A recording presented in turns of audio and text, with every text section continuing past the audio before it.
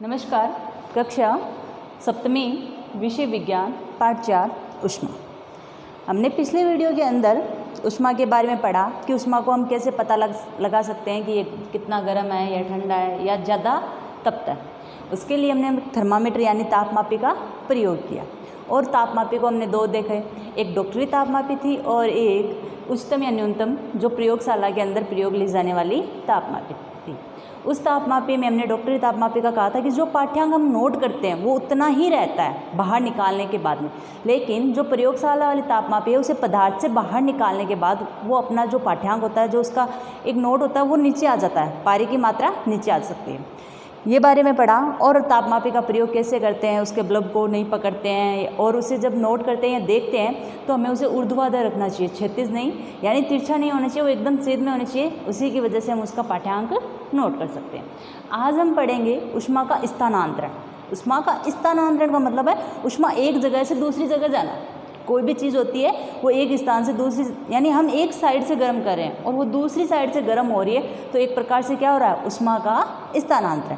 जिस प्रकार हम पानी को गर्म करते हैं किसी बर्तन के अंदर, तो एक बार बर्तन एकदम ठंडा होता है और उस पर चढ़ाते हैं यानी गैस पर, स्टोव पर, तो वो पानी गर्म हो जाता है। पानी गर्म के साथ साथ वो बर्तन भी गर्म होता है। उस बर्तन को हमने नीचे उतार कर रख दिया और थोड़ी देर बाद देखेंगे तो क्या मिलता है, वो बर्तन ठंडा हो जाता है। कहने का तात्पर्य ये है कि ऊष्मा है जो उस बर्तन से बाहर परिवेश की ओर जाने लगती है।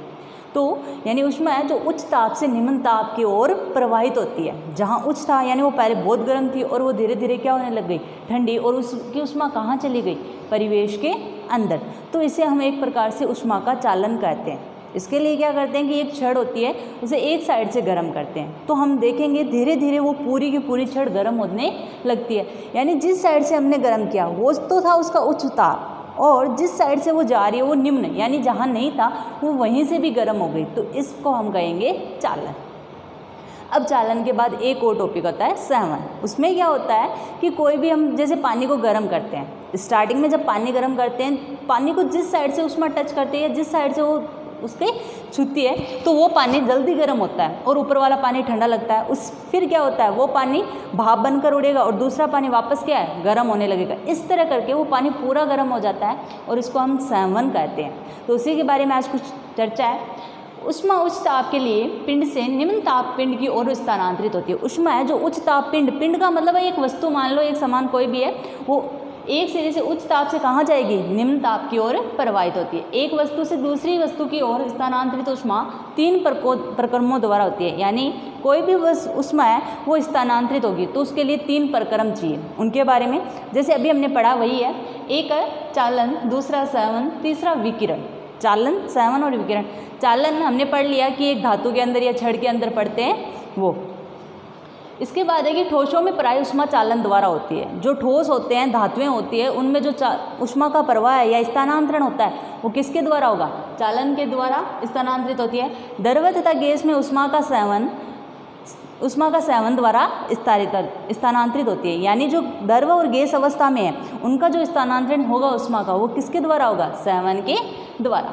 फिर है एक विकिरण जो हमने पढ़ी है। विकिरण के लिए किसी भी माध्यम की आवश्यकता नहीं होती है, ना ठोस की आवश्यकता, ना द्रव की, ना गैस की। जिस प्रकार एक सूर्य की किरणें यहाँ यानी सूर्य की जो ऊष्मा है पृथ्वी तक पहुँचती है तो वो एक विकिरणों के रूप में पहुँचती है और उसके लिए कोई माध्यम की आवश्यकता नहीं होती। अब ये बातें तो कर ली जिन पदार्थों के अंदर ऊष्मा का चालन होता है, यानी जो पदार्थ है, जैसे धातुएं अभी देखते हैं कि एक साइड से गर्म करते हैं तो दूसरी साइड तक वो अपने आप गर्म हो जाती है, तो उसे हम कहेंगे चालक। उस पदार्थ को क्या कहेंगे, चालक। यानी जो पदार्थ ऊष्मा का चालन करते हैं उसे हम चालक कहते हैं, और जो पदार्थ ऊष्मा का चालन नहीं करते उन्हें कुचालक या ऊष्मारोधी भी कहते हैं, उनमें ऊष्मा का चालन नहीं होता।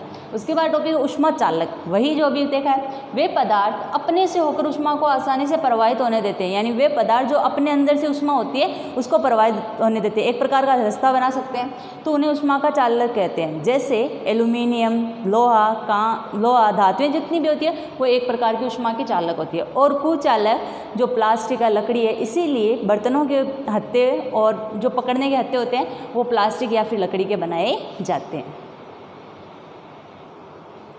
अभी हमने देखा कि भाई ऊष्मा है वो किस माध्यम से कहाँ तक स्थानांतरित होती है। उसी प्रकार जो समुद्रों के से हवा आती है उसे समुद्री समीर कहते हैं। अब हम आगे पढ़ेंगे सर्दियों और गर्मियों में पहनने के वस्त्र। सर्दियों के अंदर अलग वस्त्र पहनते हैं, गर्मियों के अंदर हम अलग वस्त्र पहनते हैं। ऐसा क्यों? गर्मियों के अंदर ऊष्मा ज़्यादा होती है और सर्दियों में कम। उसके लिए एक प्रैक्टिकली है कि 2 हम पात्र लेंगे और एक पात्र का गहरा रंग काला कर देंगे और एक का हम नॉर्मल रखेंगे और उनमें से क्या करेंगे, दोनों में पानी भरकर और बाहर धूप में रखते हैं। धूप में रखने के 3-4 घंटे बाद एकदम बराबर मात्रा में रखना है, जितना मात्रा में हमने पानी लिया है वो वैसे ही रखना है। फिर उन्हें वापस हम ठंड में रखते हैं और दोनों का ऊष्मा नोट करते हैं कि कौन सा ज़्यादा गर्म हुआ और कौन सा कम।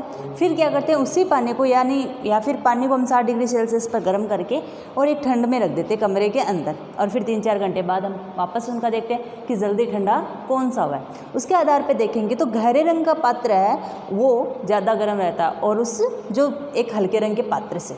उसके लिए क्या है कि जो गर्मी होती है यानी जो गहरा रंग होता है वो अवशोषण, ऊष्मा का अवशोषण ज़्यादा करता है और हल्का रंग कम करता है। इसीलिए गर्मियों में हल्के रंगों के वस्त्र और सर्दियों के अंदर गहरे रंग को वस्त्र पहनते हैं। तो देखते हैं कि सर्दियों और गर्मियों में पहनने वाले वस्त्रों के प्रकार।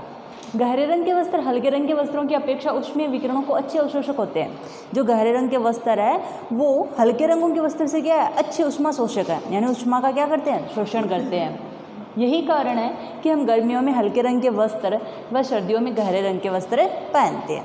इसके बावजूद हम सर्दियों के अंदर ऊनी वस्त्र भी पहनते हैं। क्यों पहनते हैं उसका कारण भी देखते हैं। क्योंकि जब ठंड ज़्यादा होती है तो हमें कपड़े भी क्या ऊन ओढ़ के पहनते हैं। तो सर्दियों में ऊनी वस्त्र हमें गर्म रखते हैं। इसका कारण ये है कि ऊन ऊष्मारोधी है। ऊन एक प्रकार का ऊष्मारोधी का मैंने आपको पहले ही बताया था कि जो ऊष्मा को चालन नहीं करने देता है, कुचालक होता है तथा इसके रेशों के बीच में वायु फंसी यानी ट्रैप होती है और उनके बीच में वायु क्या फंस जाती है जिसकी वजह से वो अंदर प्रवेश नहीं करने देता है। इसीलिए हमें सर्दियों के अंदर क्या पहनते हैं, ऊनी वस्त्रों का प्रयोग करते हैं।